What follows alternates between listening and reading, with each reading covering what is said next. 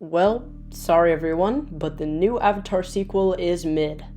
I know that a lot of people are going to hate on this video, but I beg of you, just hear me out. This entire movie, we only see the humans trying to hunt Jake Sully, so seems like you're going a bit overboard on the revenge here. Also, the Christopher Reeve evil bad guy is back. Also, why? It feels like such a cop-out when you are creating a sequel and the villain is just a recycled villain, but this time they look different. Christopher Lang is pretty good, even though this time he's basically just a voice actor, but yeah, the characters in this movie were not it. Jake is basically just an asshole to his kids the entire movie, and there was one thing that Neytiri said to him about this being his family, not his troop squad, which could have been an interesting way to develop Jake's character more, but nope. In fact, Jake is almost completely out of the picture in this one, and it's more about the kids. And as bad as that could have been, I don't think they did a terrible job with developing his children. I think the older brother should have gotten way more character development, but the rest of Jake's kids were introduced well and had good development through visuals. And the reason I'm saying through visuals is because the dialogue in this movie is abysmal. There are a few exchanges in this movie that try to be so serious, but I just started laughing because it was so terribly written. That is an actual clip. No one talks like that. Come on, James Cameron. If the film's dialogue isn't incredibly unnatural, it is just so surface level and boring, and the movie is being 100% carried by the visuals. And yes, the visuals are beautiful for the most part.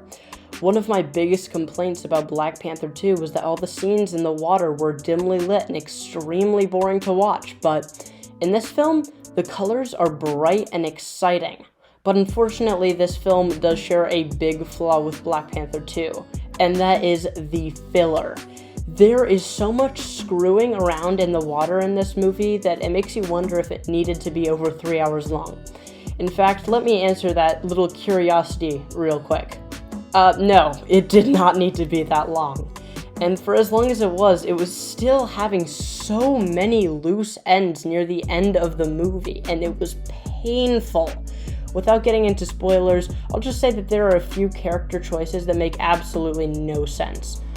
It felt like maybe 3 hours would definitely be enough time to tie up all the loose ends, but guess not.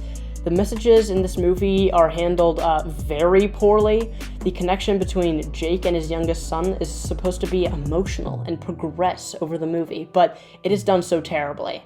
There are like 5 times in the movie where Jake says, "Okay, son, do not do this," and then the son does it, and then Jake says, "This is the one thing I told you not to do and you still did it." And it happens way too many times and feels incredibly unnatural, and instead of feeling like progression, it feels like repetition. The film also tries to say something about being patient and not immediately rushing into action or taking revenge. Oh wait, for some reason I'm getting deja vu. I know that Avatar 2 didn't steal from Black Panther 2, but what I'm trying to say is that the messages here have been done to death, and also have been done better. The scenes underwater in this film looked great, but the color palette above land was super stale and failed to keep me interested in any scene. And for about an hour, the kids of Jake Sully are just swimming with the animals above water and meeting annoying side characters, so yeah, I don't think the plot was enough to carry the movie either. By the way, Ronal, the queen of the water tribe, I think, is the most annoying character in this movie by far. She is so self-entitled and mean to everyone for no reason and randomly starts screaming in the movie for no reason, and it hurts your ears. But I must admit, if the characters are fighting, it is entertaining. The fight scenes in this movie are so great. They incorporate the world into the fight, so there are always so many things going on in the fight, so you can always have your eyes somewhere. When the evil tech guys are fighting a whale, this guy's arm gets chopped off by like a chain, and it was sick. The fight scenes in this movie make you think it is a better film than it is. The ending is really entertaining, but once again, without giving away too much, it is just like the ending of Titanic, weirdly, which felt like a cop-out and a very lame thing for James Cameron to do. There were way too many times in this movie I thought, this could have been better, and here is why. Overall, this is a bad movie with good action scenes and nice colors. 3 out of 10. Well, guys, thank you so much for watching. I'm gonna return to waiting 13 years for Avatar 3 to come out. Goodbye.